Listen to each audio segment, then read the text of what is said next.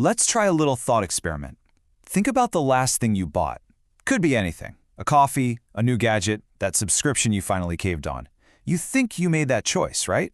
That you were a logical person, in complete control of your wallet. Well, what if I told you that you probably weren't? What if I told you there are invisible psychological triggers, perfected over decades, that are designed to guide your hand right to the buy button, often without you even noticing? Yeah, I know. It's a pretty unsettling question. We all like to think we're in the driver's seat, but the truth is, our world is incredibly complex, and to cope, our brains have created shortcuts.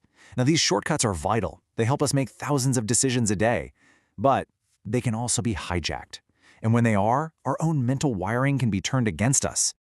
And get this, that quote isn't from some random person.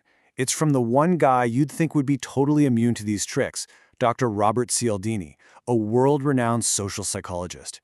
He's the expert who literally wrote the book on persuasion, and even he admits he was an easy target, a patsy. And that humbling realization is what set him on a quest to figure out why. To get his answers, Cialdini didn't just hang out in a university lab. No, he went on a 3-year mission. He went deep undercover, kind of like a spy, in the world of what he calls compliance professionals. He got jobs in sales, in marketing, in fundraising, learning all their secrets from the inside out to understand the real science of why we say yes.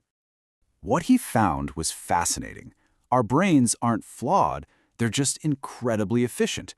To avoid getting bogged down analyzing every tiny decision, we run on these pre-programmed behavior tapes. Cialdini came up with a great name for it, the click-whir response. Something in the environment, a trigger word, an action, acts as the click. And just like that, whir, a standard tape of behavior starts playing on autopilot. This isn't a bug in our system, it's a feature. But it's a feature that can be exploited. So what are these click triggers? In this explainer, we're going to break down 3 of the most powerful ones from Cialdini's work. The first is reciprocity, then social proof, and finally scarcity. And we're going to wrap up by asking the million-dollar question: where's the line between harmless persuasion and outright manipulation? By the end of this, you'll be able to spot these techniques from a mile away. Okay, first up, the principle of reciprocity. This one might just be the most powerful weapon of influence there is, because it's wired deep, deep into the very fabric of what makes us human. The rule is really simple. You know the feeling, right? Someone does you a favor and you instantly feel this deep, almost uncomfortable need to pay them back. Well, that feeling is what Cialdini calls the web of indebtedness, and it's what allowed our ancestors to build societies. It let us share food and skills, knowing that the favor would eventually be returned. It's the original social glue. But just how powerful is that feeling? Well, a classic experiment laid it all bare. Imagine you're in a study, rating some art with another guy, an actor named Joe. During a break, Joe leaves and comes back with a Coke for you, totally unsolicited. Later on, he mentions he's selling some raffle tickets. And the result? The people who got that free Coke bought twice as many raffle tickets. But here's the real kicker. It didn't matter if they even liked Joe. The sense of obligation was so strong, it completely steamrolled their personal feelings about the guy. Now, in the real world, this gets weaponized. Cialdini famously documented how the Hare Krishna Society totally transformed their fundraising by using this trick in airports. A member would walk up to you and just hand you a flower. Even if you said, "No thanks," they'd refuse to take it back.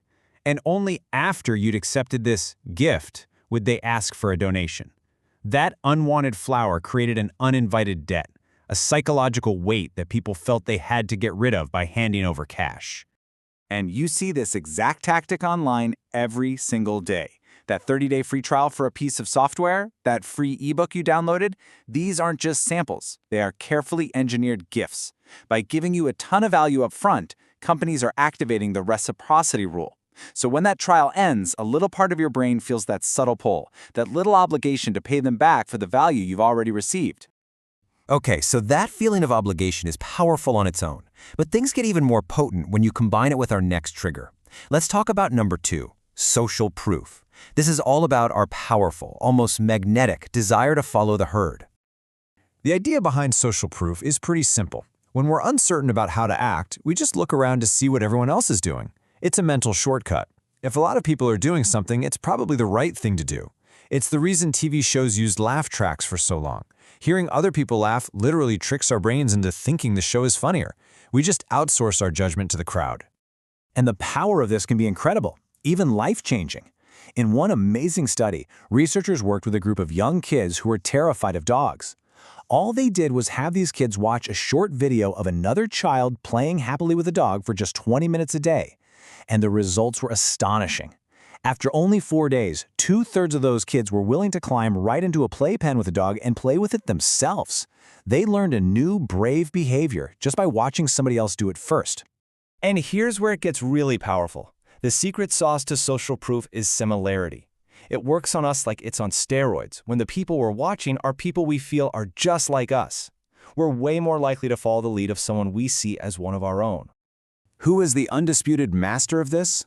Amazon, of course. You're looking at a product with 10,000 reviews and a 4.5-star average. Your brain's uncertainty just melts away.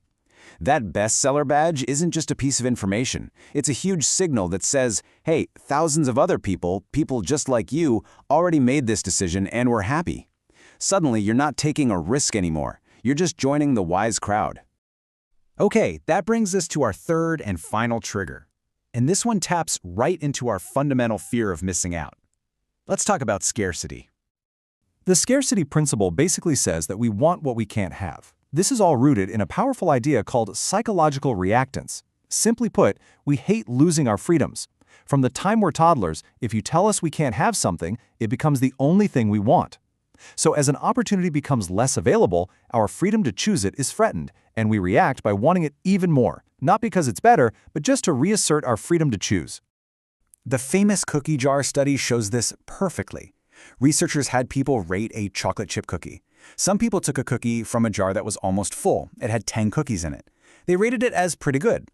But other people got the exact same cookie from a jar that only had 2 left. And guess what? They rated that cookie as way more desirable, more valuable, and even said it tasted better. And the #1 most wanted cookie of all?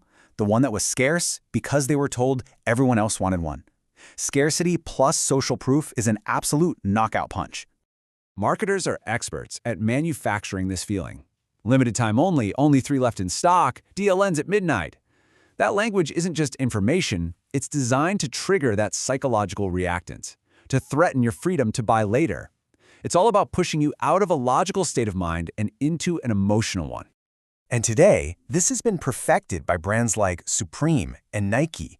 These limited drops create a complete frenzy by making items incredibly scarce by design. The value isn't really in the hoodie itself, it's in the status of owning something most people can't get. And online?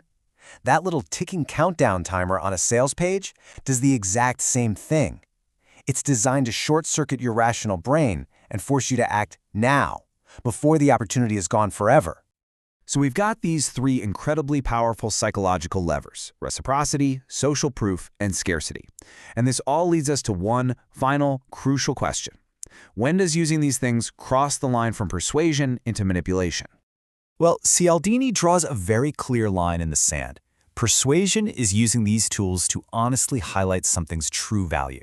So, telling customers a product is a bestseller because it actually is the most popular, that's fair persuasion.